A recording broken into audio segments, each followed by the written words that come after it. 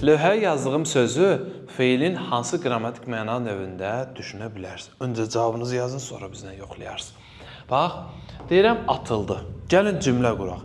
Məsələn, Şamxal irəli atıldı. Düzdürmü? Şamxal neynədir? Tullandı da. Şamxal bunu özü elədiyi üçün olacaq nə? Qayıdış növ. Özü eləyib, bax, işi özlərində görür. Bir də deyirik ki, məsələn, Şamxalın ad günüdür. Neynir? Şamxalı dostları 3 dəfə atıb 2 dəfə tutur.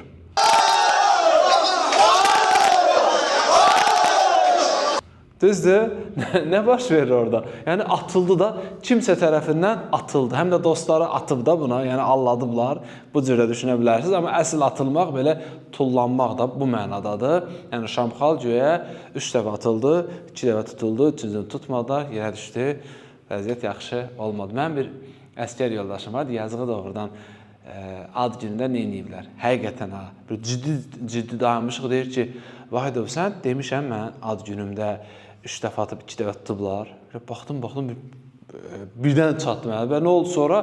Sonra deyir, 40 gün düz ad günümdən sonra yatdım. Ona görə dostlarınıza deyin ki, o 3-2 söhbətinə deməli, diqqət yetirsinlər. O atılmaq olacaq nə?